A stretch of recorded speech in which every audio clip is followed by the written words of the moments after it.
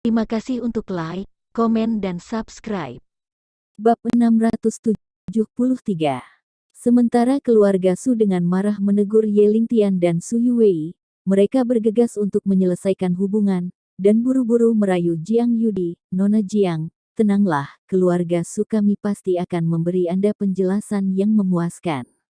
Ya, Nona Jiang, kecuali Su Yuwei. Selain itu, semua orang di keluarga Su kami berjanji untuk mematuhi Anda tanpa rasa tidak hormat. Tolong angkat tangan Anda dan jangan berurusan dengan keluarga Su. Nona Jiang, semua ini adalah ide Ye Lingtian sendiri, dan itu benar-benar tidak ada hubungannya dengan kita. Ekspresi orang-orang dari keluarga Su membuat semua tamu tercengang. Mereka tidak pernah membayangkan bahwa orang-orang dari keluarga Su bisa begitu budak dan tidak tahu malu. Menghadapi kritik lisan dan tertulis dari orang-orang dari keluarga Su, Ye Lingtian memeluk pinggang ramping Su Yuwei dengan erat, matanya yang tajam seperti pedang terhunus. Setelah melirik orang-orang dari keluarga Su, mereka mendarat di Jiang Yudi. Semua orang menundukkan kepala, tidak berani menatapnya. Di mata Ye Lingtian, ada semacam keberanian, dan kerabat dari keluarga Su yang baru saja berteriak-teriak merasa seperti tercekat di tenggorokan, tidak bisa berkata apa-apa. Saat berikutnya, Ye Lingtian mengangkat kepalanya tinggi-tinggi dan berkata dengan dominan, "Kamu harus mengenali satu hal, Yuwei adalah wanitaku, selama aku di sini, tidak ada yang bisa menggertaknya. Jika kamu tidak percaya, kamu bisa memberi ini coba. Untuknya, bahkan jika saya ingin menjadi musuh seluruh dunia, saya tidak akan cemberut." Pernyataan Tian benar-benar mendominasi. Itu membuat orang berpikir bahwa untuk wanita yang dicintainya, dia bisa menjadi pria seperti itu di dunia. Berapa banyak? Mungkin banyak orang yang bisa mengatakan retorika seperti itu, tetapi pada akhirnya mereka bisa melakukannya. Berapa banyak? Sangat mengharukan, musuh. Namun, Ye Lingtian memiliki tekad, keberanian, dan kemampuan seperti itu. Jika ada yang berani menggertak Su Yuwei, dia tidak akan pernah memaafkannya. Bahkan jika seluruh dunia memusuhi dia, Ye Lingtian akan tetap berdiri di depan Su Yuwei, melindunginya dari angin dan hujan, dan berikan dia pelukan yang dapat Anda andalkan. Semua tamu yang hadir dikejutkan oleh suara dominan dalam kata-kata Ye Lingtian. Dan orang-orang besar yang mengetahui identitas Ye Lingtian bahkan lebih ketakutan. Mata indah Wu Bingqing juga penuh dengan kecemerlangan. Dia tidak pernah menyangka bahwa, sebagai Ye Lingtian, dia akan mengatakan retorika seperti itu. Dalam pandangannya, ini agak impulsif, bukan langkah serius sama sekali. Anda harus tahu bahwa Ye Lingtian bukanlah karakter kecil, tetapi seorang tertinggi barat daya dengan jutaan pasukan, kuat dan tak terbendung. Jika dia benar-benar ingin menjadi musuh seluruh dunia demi seorang wanita, maka dunia ini pasti akan menjadi musuh seluruh dunia. Berdarah, mengalir ke dalam sungai, tulang ada di mana-mana. Namun, Wu Bingqing juga sangat jelas, memungkinkan Southwest Supreme yang bermartabat untuk mengatakan retorika seperti itu sudah cukup untuk membuktikan seberapa tinggi status Su Yuwei dalam pikirannya. Karena Ye Lingtian memberikan sikapnya, banyak tamu yang sangat ingin tahu bagaimana tanggapan Jiang Yudi. Sah. Saat berikutnya, mata penonton tertuju pada Jiang Yudi. Jiang Yudi tidak merasakan tekanan apapun. Dia mencibir, "Bocah bau, kamu sangat keras. Kamu adalah musuh seluruh dunia. Aku benar-benar meremehkanmu. Tapi jangan lupa, kamu adalah pembelot yang rendah dan kotor, penjahat yang kuat." Mendengar ini, banyak orang di tempat itu mengerutkan kening, menunjukkan rasa jijik. Inilah yang diinginkan Jiang Yudi. Saat ini, kebenciannya terhadap Ye Lingtian tidak kalah dengan Su Yuwei. Secara alami, dia berharap Ye Lingtian akan menjadi bahan tertawaan semua orang. Bab 674. Jiang Yudi berpikir dengan bangga, bahkan jika Anda Ye Lingtian dapat membuat pertempuran besar, apa gunanya? Apakah Anda masih dapat menghapus identitas memalukan Anda? Di masa lalu, identitas Ye Lingtian diteruskan oleh gosip, tetapi tidak ada yang berani mengkonfirmasi. Sekarang Jiang Yudi mengumumkannya secara langsung, itu membuktikan bahwa berita yang diterima semua orang benar, dan Ye Lingtian memang telah melakukan beberapa hal yang memalukan sebelumnya. Mendengar Jiang Yudi mengungkapkan identitas Ye Lingtian, wajah Su Yuwei menjadi pucat.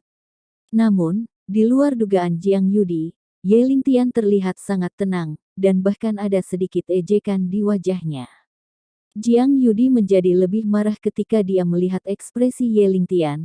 Dia menatap Ye Lingtian dengan dingin dan mencibir, "Kenapa? Apa yang kamu lakukan di masa lalu masih bisa dicuci dan dikeringkan? Tidak peduli seberapa cemerlang Anda hari ini, Anda tidak dapat menutupi jiwa Anda yang tercela." Mendengar kata-kata Jiang Yudi, para tamu yang hadir mulai berdiskusi, "Jadi Ye Lingtian benar-benar penjahat yang kuat. Saya pikir itu adalah berita palsu Su, rumah keluarga Su juga nyata, tidak tahu malu dan tidak punya kulit. Berita seperti itu tidak pernah disembunyikan sebelumnya, dan itu menyebar ke dunia luar. Saya benar-benar tidak tahu apa yang mereka pikirkan. Sayangnya, itu terlihat bermartabat, tapi aku tidak menyangka itu binatang buas." Banyak tamu terkejut dengan kata-kata Jiang Yudi dan mulai menyalahkan Ye Lingtian pada moral yang tinggi. Jiang Yudi sangat puas ketika dia melihat adegan ini. Dia hanya ingin menggunakan kekuatan opini publik untuk menekan Ye Lingtian selama sisa hidupnya. Tapi ini tidak cukup. Bagaimanapun, tekanan opini publik ini tidak dapat benar-benar dihancurkan. Seseorang ambil kesempatan untuk menambahkan api lain. Ketika suara diskusi semua orang menjadi sedikit lebih tenang, Jiang Yudi tiba-tiba menunjukkan senyum aneh di wajahnya, menunjuk ke arah Su Yuwei dan berkata, "Su Yuwei, sepertinya wanita muda ini meremehkanmu. Sebenarnya bertanya ini dia penjahat kuat seperti Ye Lingtian sebagai pendukung. Kalau begitu, aku akan bergabung dengan kalian semua untuk mengucapkan selamat pernikahan. Namun, Nona Ben juga secara khusus menyiapkan hadiah untukmu." Hadiah. Mendengar ini, semua orang di sekitar jantungku berdetak kencang. Su Yuwei di atas panggung memiliki firasat yang tidak menyenangkan. Jiang Yudi membencinya sampai ke intinya, jadi mengapa dia mengirim hadiah? Berbicara tentang hadiah yang disiapkan oleh Jiang Yudi, sudah ada beberapa sebelumnya, tapi mereka tidak. Apa hal yang baik? Salah satunya adalah orang cacat jelek sebagai pria terbaik, dan gadis gemuk yang hilang adalah pengiring pengantin, dan yang lainnya adalah bingkai potret yang dikirim oleh pelayan Jiang. Dari dua hadiah ini, satu untuk Su Yuwei dan yang lainnya untuk Ye Lingtian. Hanya saja pria terbaik dan pengiring pengantin semua diusir oleh Ye Lingtian, dan bingkai potret juga diinjak-injak oleh kakinya. Melihat bahwa semua tamu menantikannya, Jiang Yudi tidak peduli lagi, dan berkata langsung kepada pramugari Jiang, "Bawa hadiah yang saya siapkan untuk ditunjukkan kepada semua orang." Butler Jiang mengambil brokat dari pelayannya, dengan hormat diserahkan kepada Jiang Yudi. Jiang Yudi memiliki senyum puas di seluruh wajahnya. Dia berjalan di depan Su Yuwei dan perlahan membuka kotak brokat. Semua orang melihat dengan seksama, dan melihat bahwa di dalam kotak brokat ada sosok kertas putih. Para tamu yang hadir merinding di sekujur tubuh mereka, dan udara sejuk naik dari telapak kaki mereka ke atas kepala mereka, seolah-olah udara di sekitarnya tampaknya menjadi sedikit dingin dalam sekejap. Ketika Su Yuwei melihat patung kertas ini, wajahnya tiba-tiba menjadi pucat, sangat jelek. Angka kertas sering digunakan di pemakaman untuk merujuk pada orang mati. Hanya saja figur kertas biasa datang dalam berbagai warna, dan figur kertas putih benar-benar membuat semua orang panik. Sangat disayangkan untuk memberikan hadiah seperti itu di upacara pernikahan. Niat Jiang Yudi sangat jelas. Dia akan mengutuk Su Yuwei sampai mati. Tampaknya menurut rencana awalnya, setelah pernikahan, dia tidak berniat membiarkan Su Yuwei hidup lama. Terkikik, Jiang Yudi tertawa puas, dan berkata dengan dingin, "Su Yuwei, figur kertas ini, tetapi saya menyewa seorang pelukis terkenal untuk menggambarnya sesuai dengan penampilan Anda akan sangat bahagia." Suka itu. Saat dia berbicara, Jiang Yudi mengeluarkan kertas dengan kedua tangan dan menunjukkan bagian depannya kepada semua orang. Tetapi saat berikutnya, para tamu di bawah platform tinggi, setelah melihat wajah yang dilukis di atas patung kertas, semua berseru, "Ada apa? Wajah ini salah. Bukankah wajah patung kertas ini adalah wanita kedua dari Jiang? Keluarga. Mengapa nona kedua dari keluarga Jiang menggambar dirinya di atas kertas patung?" Dan mendengar seruan orang banyak, Jiang Yudi buru-buru melihat ke bawah, dan kemudian pupilnya tiba-tiba menyusut, dengan ekspresi tidak percaya, dan detak jantungnya tiba-tiba dipercepat sedikit.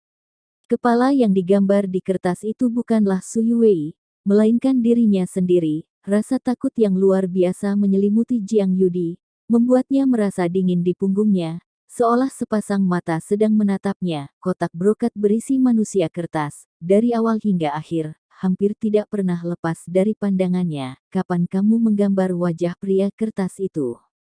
Wajah, aneh sekali. Menunggu, dia dari awal hingga akhir, dan tidak mungkin membuat kesalahan sedikit pun. Itu jelas Su Yuwei. Mengapa dia tiba-tiba berubah menjadi Jiang Yudi? Dia terkejut dan takut pada saat ini, dan sudah terlambat untuk mengayunkan kertas di tangannya, seolah-olah dia menertawakan betapa bodohnya dia. Tidak, ini tidak mungkin. Jiang Yudi menggelengkan kepalanya putus asa, tidak percaya dengan apa yang dilihatnya. Dia memeriksanya sekali sebelum dia datang ke hotel, dan tidak ada masalah dengan kotak brokat dan patung kertas itu. Siapa sangka sekarang, avatar di atas patung kertas itu berubah menjadi dirinya sendiri. Bukankah ini mengutukku untuk mati? Setelah sedikit tenang, Jiang Yudi mulai melihat kembali masalah ini. Ketika dia datang dari rumahnya, kotak brokat tidak pernah meninggalkan tubuhnya. Baru setelah dia tiba di hotel bahwa dia diserahkan kepada para pelayan untuk jangka waktu tertentu. Masalahnya seharusnya di sini. Otak Jiang Yudi tidak terlalu bodoh. Setelah memikirkannya, dia langsung menemukan masalahnya. Dia melirik butler Jiang dengan acuh tak acuh, menggertakkan giginya, dan berkata, "Kamu adalah anjing besar, kamu berani diam-diam mengubah avatarku ketika aku tidak memperhatikan." Ketika butler Jiang mendengar kata-kata itu, dia hanya merasakan miliknya, lututnya melunak, dan dia langsung berjalan. Dia berlutut dan berteriak, "Nona, saya bersalah, saya tidak melakukan ini." Jiang Yudi tidak mengatakan ya atau tidak, dan kemudian menyapu matanya ke pelayan lain. Siapapun itu, tertangkap oleh matanya. Orang-orang yang berada di dalam rumah buru-buru berlutut di tanah. Apa yang terjadi di sini? Siapa yang mencuri dan mengubah avatar Nona Ben? Karena itu bukan pengurus rumah, pasti salah satu dari kalian. Sekelompok orang di tanah mengeluarkan